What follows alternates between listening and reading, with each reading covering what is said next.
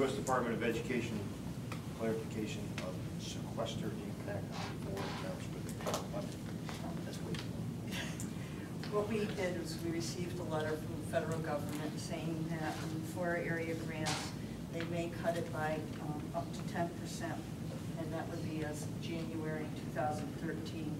And it includes our Title I, our IDEA, Title II, and then career, technical, and adult education. The 10,000, or the 10% would from IDEA 97,000, and that's part of our special ed. And then another part of IDEA would be roughly 3,000 from Title I, $66,840. Title II, $15,332, and Title III, $4,967 for a total of $187,180. Now, I am told by my colleagues that these letters go out every year, and generally nothing happens. But I'd rather inform you now rather than coming to you in January and saying, well, I just want to announce to you that we've been cut this amount of money from my federal grants. And, we'll either be freezing the budget or putting it, and it'll impact not only January to June of next year, but also through the next school year as well. That'll impact this budget year.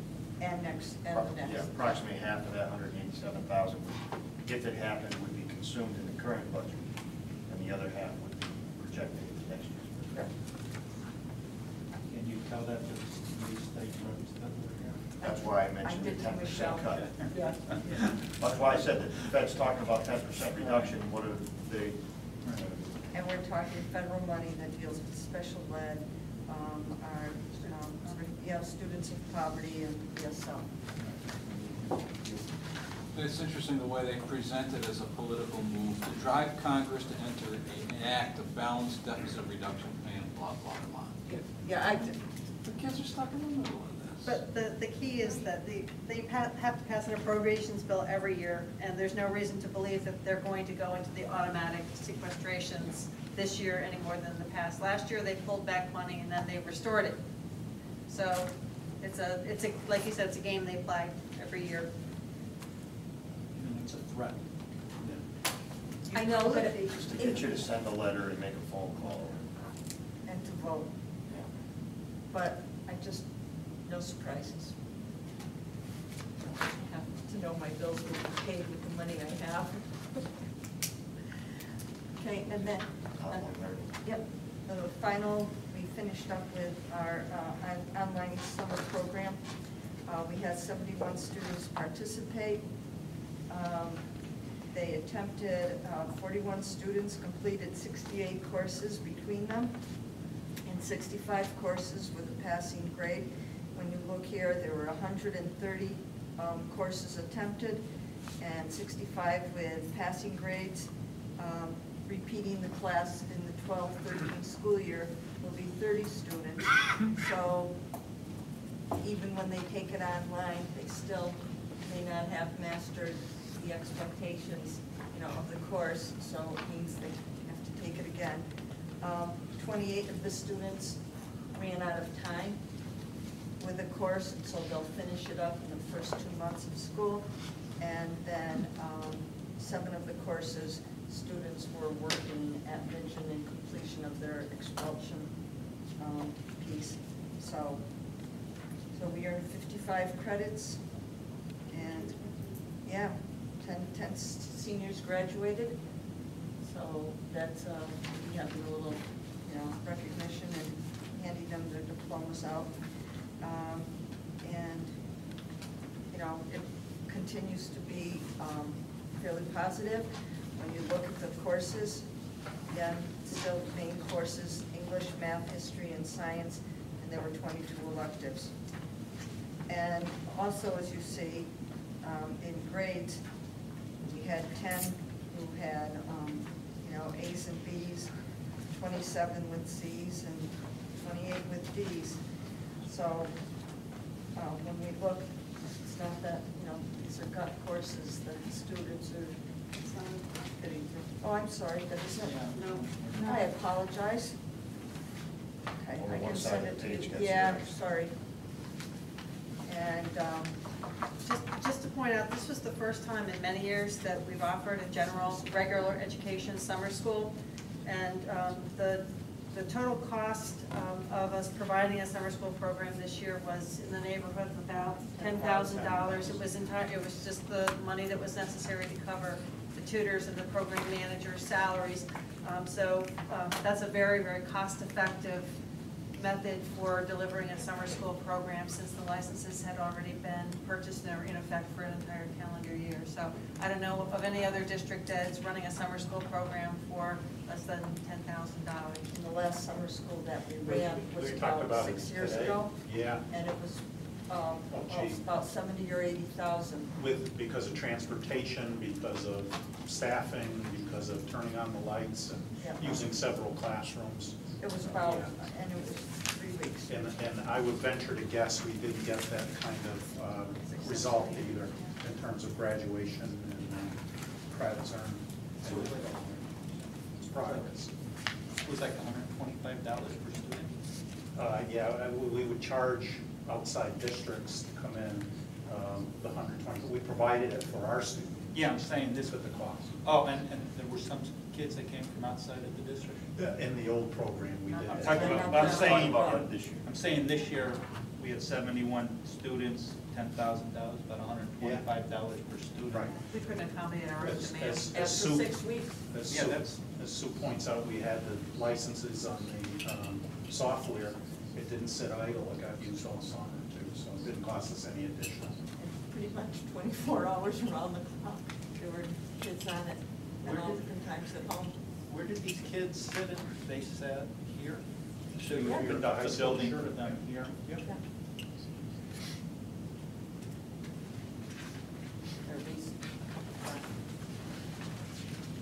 What's it take to open up a big building like this for 70 kids? They were here cleaning during The that building time. was open anyway. The building was Okay. open for cleaning. and they weren't all around, they were just in 2 classrooms.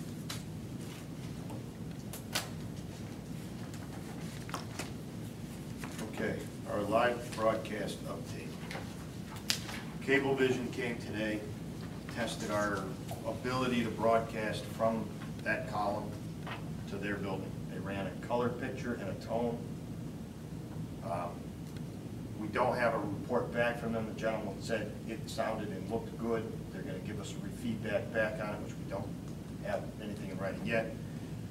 It has led us to the sound quality issues that we've had in the past, apparently is our equipment, either faulty equipment or not hooked up properly or whatever.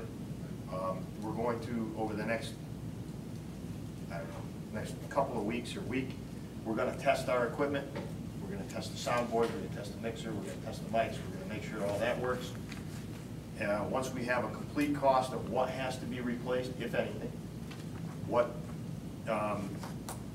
the fee will be for the advisor and the fee for the students, we can give everybody an exact, this is what it's gonna cost. We're not gonna bring it back till we have an exact cost. If we miss September, we miss September. We'll go live in October, if that's what it has to be. We're wasting, not wasting, but we're spending an awful lot of time on this issue when we have a lot of other things to do. The reason that there was a delay, we switched Power School to in-house servers this summer. It didn't go as seamless as we would have liked it to gone. It occupied a tremendous amount of IT time to do that. The superintendent did ask me, because this was a directive of us to have this ready. I told her, schools come first. So the IT people, instead of testing this and doing what they could have done on our equipment, we had to get Power School up and running because the high school schedules depended on it. So it was a decision, it wasn't an intentional to not have it done by the September 1st deadline or September meeting deadline. It just, priority was, I gotta get the schools up and then we'll get this as fast as we can. And we did have them scheduled for today. That was done a month ago. So as soon as we have a final number, we'll give an accurate final number, what they want to do, what they can do. what the options are. We still do have the two options that will be presented. One is we go live, it's shown the day and time that we're here. The second option is we give it to them as a tape, and they will show it 5 or 6 times a month at specific times, no charge. So when we make the decision, we have to look at the fact that one of them's gonna be a one-time showing because they're not gonna record it. They're just gonna air it live and that's it. The other would be, like a lot of other towns do, a lot of other commissions in this town do also, is they film their meeting, give it to Cablevision. Cablevision says Thursday, the second Thursday, the third Saturday, the fourth Sunday, at a specific time every month, that meeting runs. So if you miss it the first time, you can catch it second time, third time, fourth time, whatever. Just an option that we'll have. Will that be an unedited version? Yes. That tape? Yep. It'll just be from here to there? It'll be whatever we put on the website. It'll be our tape that we make. We'll go to them and they will just show it. Well, what we put on the website is edited, that's my understanding. No. For the record, we can't edit it. Okay, so it is wall to wall? It's wall to wall. Yeah, just look, I don't mean to beat this to death, okay? It's not a waste of time. I would just like to remind, just, again, I was on the board when we had this live. And I'd just like everybody to just take a step back, wondering why this has become so passionate for me. Think about what we've been here, it's 10 o'clock, we've been here since 7 o'clock. Think of everything that's been said tonight, argued, discussed, and bantered, that has to do with the people of Torrington understanding what it is we're trying to accomplish. And at the end of this day, it's 10 o'clock. 10 people have been involved in this conversation, who are elected to do this. 10 people. Put this live, you've got hundreds or thousands. 2 guests. Yeah, but nobody, and 2 guests, what I'm saying is clicking on, no offense, but people aren't clicking onto this. They're not. Not like they were in the day, and they would look forward to this just to see what was going on. We talk about reaching out to the public. We talk about ECS. We talk about how we're getting killed. We talk about the feds are gonna whack us in January, you know? And we rely on a newspaper, no offense, but people aren't reading that. So to me, this is the time that we need the public to know what it is we're doing, and we need them to know quickly and immediately. That's all I'll say. As far as getting it on for September, you're not proposing that it comes back to the board? We have to see We've what the- already, as a board, voted if it met the financial criteria, Yes.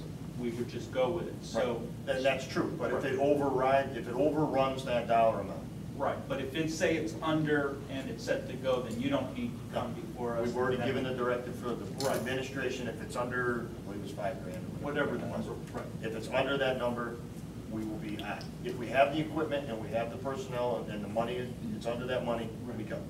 If anything exceeds that, it'll come back. Okay, good.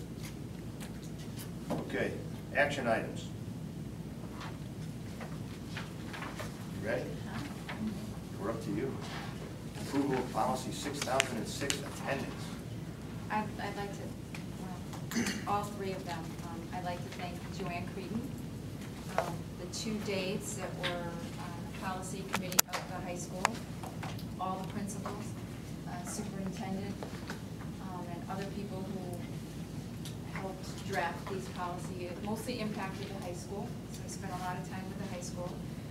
We redid the attendance policy, the homework and the grading. Mostly the attendance because the policy that was in effect was tying up the hands of the administrators and in the schools to implement it. And that's why it was abandoned at the end of last year. After much discussion and much input, this was brought to the policy committee. The policy committee itself gave the okay to send it to the board to be adopted as the new policy. And I would like to have a vote and have it put into. You want to lump all 3 together, or do you want to do it separately? I would like all 3 together. Make a motion. I'll make a motion to accept the 3 policies. Second. Second from Ben. Discussion? Seeing none, those in favor? Opposed? Unanimous. 1, 2, and 3. Nice Well work, done. Ellen. Yeah. Very nice. Amendment to 403B plan for certified staff. This came down from our third-party administrator, and it's basically a requirement to comply with federal law, and we don't have a choice. We have to be in compliance, so we're going to vote to be in compliance. It deals specifically with military personnel, and it has been vetted by the legal department of the third-party administrator, so we're fine there. So I would make a motion that we accept this as presented. Second by Ellen. Discussion? Seeing none, all those in favor? Opposed? Unanimous? Financial statements.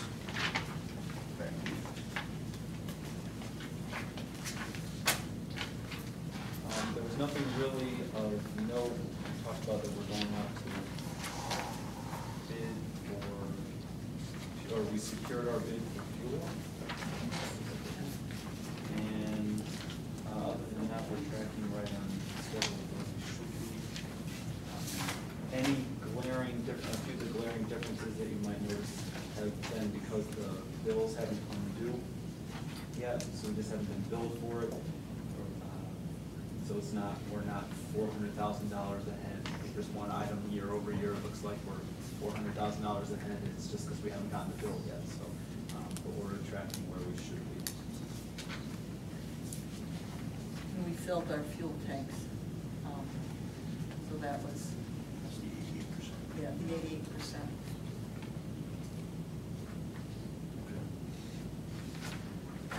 Have a motion to accept Second. Second for Pitt. Did you Pitt? Okay, I heard it come from Discussion? Do you want to discuss the health benefits with this or separately? It's all, that was part of the financial package. It's part of it. It's usually for, go ahead. Well, I mean, It's part of the financial package. okay, so when you look at the health benefits, you look at what we budgeted for, what were the actual expenditures. So we budgeted approximately $1.3 million more than was used. You know, it just raises that whole discussion. It's the we 10% discussed. that we have for being self-insured. We get billed 110%, so that's that 10%. So the numbers came in exactly correct, like usual. I mean, it's, every year, it's almost, it's pretty much right on the dime. And I'm not gonna ever stop thinking that it needs to be adjusted to reflect what we what actual expense this is on a yearly basis to the school district. That's one problem. It's just not transparent, and I understand there's lots of reasons why we like doing it this way, but I don't like it as far as the transparency of it. The second thing is, I'd like to try to reach out to the beneficiaries of this policy, that if we can utilize whatever surplus comes every year to go back into the next year, reduce the actual expenses for the next year, somehow give them the inducement by their co-pays, that their co-pays are going to be reduced on their percentage of what they pay into the premium, that if they continue to save more money every year, and that money goes back in, that that the amount that they pay in as a premium percentage at 17%, that will continue to diminish as well. So they will reap the benefit of being more efficient with their claims on the policy. It's a partnership. That's all I've been trying to strive. I don't know if you can ever get people think that way. I mean, I'm a private sector person, so I go with plan that induces me not to see the doctor very much. But, Just so you do know, in this budget, as well as last year's, the city gave us $1 million. I understand.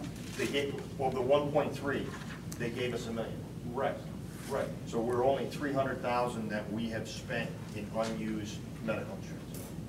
Yeah, but does it get actually reflected into next year when we get what's projected will be our claims? It did Say not it's go $10 into million, insurance. do we say next year we're going to base our claims on $10 million minus 1, so it should reflect $9 million, not $10 million as anticipated? That's what I'm trying to get at, so that. It doesn't go, it doesn't. What they did is at the But that's end of what the. it should be. At the end of our budget this year, the mayor gave us $1 million refund from the insurance plan to cover our operating expenses. Yeah, but I mean, and I understand that, and that's great, and I argued for that, and we got that implemented. But what I'm trying to say is, if you can continue to reduce by their savings, by being healthy and efficient with going to the doctor, that if we continue to reduce that 17% that they pay in for their premium copay will diminish as well. So so that every year that you get $1 million, so next year it's $9 million, the year after it's $8 million, the year after it's $5 million, whatever the number continues on, they're going to see that in their own pocketbook. Yeah, providing that the out-of-pocket expense that's currently at $10,187,000, providing that they spend $1 million less next year. It's not the routine or the well visits, it's the catastrophic Right. stuff in a Just self-insured plan. We got $1 million back because we paid 11 and we only spent 10. Right. But you're saying next year it should be 9. That means that the users have to reduce their usage by $1 million. Yeah, and that's to set up the incentive. I mean, incentive is based on economics and We do money have in in pocket. this new coverage with Cigna, we do have a wellness program that Cigna is giving us wellness education and wellness credits and discounted gym memberships and discounted, there's a whole laundry list of things that are in this to try to help our staff and our users become healthier, which will reduce the insurance bill, which will reduce their copay, which. Well, if not, I don't know. Yeah, I mean, it will, so It long will as this overall. bill does reduce, then they will see it in their copay. Yeah, because Right. next year's bill is based on actual usage. Right. So, because we're self-insured, it's actual Right, usage and that's what I'm at saying, 110%. that's why it should stay in. Right, but if we can, through a wellness program, get them to use less, then yes, the bill goes down, their copay goes down, and Right. it trickles through, yes. Mr. Chair, don't I remember from the budget process that it's set up this way to not jeopardize our ECS funding? Correct. Okay, so if we try to hold over this money, it could have the opposite effect where we just lose the money we get from the state. Yeah, I mean. If they ever go back to the actual formula, as we heard tonight, it's flat funded, but if they do actually use the formula, yes, we would theoretically lose ECS money. Right, that's the whole concern. Yeah, I understand what you're saying. But yes, that is why, the reason we keep it flat is so that our cost per pupil doesn't fluctuate tremendously, causing us to lose ECS money. So, any further discussion on the motion for the financial statements? All those in favor? Opposed? Okay. Revised 2012-2013 calendar. I'll speak to this. This is less of a revision, more of a correction. It was pointed out to us in April on the calendar that was published, showed 18 school days. There's actually 17 school days, so we made that adjustment. What happens is at the end of the year, graduation doesn't change. It's going to be the 23rd of June. However, the actual last day of school includes 5 snow days. So that last day is a projection if we use 5 snow days. So that could either be less or it could be more. So all we did there was count April correctly and adjust the last day for students at June 17th, which is unfortunately a Monday right now, and last day for teachers is the 18th, subject to change given the weather. So, just a correction. Motion by Vin, second by Ellen. Discussion? Seeing none. All those in favor? Opposed? Unanimous. Approval of local 1579 para contract language. Well, I guess I get this one. This one's you, man. After working with the local paras for several months on some of their specialty programs where there's some excess usage and physical demands, we decided to come up with a differential that enabled everyone within the program to get an extra level of comfort that the members there are all physically fit, well to be in the program, want to be in the program, and gives them the extra incentive to really bring themselves forth when dealing with these very special needs individuals in special cases. We also set up so that the board decides what the programs are, and whatever programs get assigned to this have to come through the board. It is not up to administration, it is not up to the building levels. So the buildings cannot change the name of the programs without going through the administration to come to the board, because then these programs will not be listed. Wanted to make sure that everything was well prepared, talked to the union at great lengths. They were very excited about the possibility and really were stressing that this is something they were looking forward to. This, in a construction world, this is a standard, a pre-employment physical. You have to be physically fit to do the work. It's kind of unheard of in an educational format that we have a group of paras that are exposed to physical requirements, and they are agreeing to go through a pre-employment physical. As was pointed out, it's a cost to the district of $52,000 in increase in salaries, but we have suffered close to 20 times that in workman's comp claims this year due to people being injured in those special programs that perhaps didn't meet the physical need, or there was something that happened. So this gives us something that I have to, for my workman's comp, being a contractor, we have to pre-employment screen. If you're not fit for the job, you can't take the job. So this way, our paras have agreed to an annual screening to make sure that they're physically capable to carry out the work, so we're not intentionally setting ourselves up for a workman's comp case. But there is an increased cost in salary. I'd like to make a motion to approve. Motion by Dan, second by Chris. Discussion? Seeing none, all those in favor? Opposed? Unanimous? Okay, consent agenda. Making a motion, please. Ellen. Second, Chris. Any discussion on the consent agenda? Seeing none, all those in favor? Opposed? Consent agenda passed. Comments for the good of the order. Paul. John. Chris Crescent. Dan. No. Talk now. Talk down. Can we get our packets when they're emailed to us? I'm constantly reading on my iPad. It's sideways, is it You can possible? lock it. How can you lock it? There's a button on the side. That does what? It locks it. Locks it in one It direction. locks it and then you can turn it. Get out of here. Yeah. Technology is awesome. Okay, thank you. Nobody see Dan? Yeah. See Dan. You didn't see me over here? I was doing it the old-fashioned way, I was Is that going old what that school, paper. I got it, baby. Don't get used to it. The only thing I That had was a under, one-time deal. the only Ooh, thing that I had works. under comments for the good of the order was when we had our retreat, if each board member could get to me their top 5 targets for what we can make a board goal for the upcoming year. If everybody gives me their top 5, we can rate them, we can come up with some actual goals and go forward. Committee reports, budget. We had an information sharing session given the lack of a quorum, so there's nothing to report, Mr. Chair. Okay, policy. We're going strong. Good answer. School improvement. Looking at magnet schools next meeting, partnership models with McDonald's, summer curriculum work, Connecticut accountability metrics, which I don't even know what those are, but perhaps we got a presentation of them.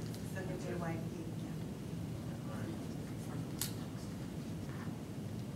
Personnel. Something to report, our meeting's on the 22nd. Okay, grievance, we have no report. Items for the it's not for the upcoming, we're gonna change that to just items for upcoming agendas. We'll have the Financial Reports Committee, summary of staffing for all schools should be finalized. Oversight plan for the Torrington High School. Misspelled site. A more in-depth alternative energy report, AP and college credit courses, enrollment and offerings. Hopefully we'll have those for September. I got another. Attorney question for the full board. That's going to be over, we have a member, we'll bring that forward. That's for special ed. School district performance index, CMT cap, THS high school profile, meetings policy is August 27th and September 5th. School improvement, August 27th and September 5th, 22nd, I'm sorry, September 5th. Budget, September 12th, personnel, September 12th, number 13. And August 22nd, sorry. Oh, then you got to beat. You snooze, you lose. Ellen has a motion for adjournment. And personnel's August 22nd. Before we do, just want to be clear, so you will, where will we get the report on what's happening with live broadcast next meeting? How are we going to resolve this? As soon as we have the figures, Yeah. if it's over the amount, You'll be able to put it in? it'll go onto the agenda. If it's under the amount, I will send out an email that it came in at whatever amount, and we will be live and Get your hair done. Wear your ties. second for the adjournment was Dan. Favor? Opposed? Abstentions? Let's go.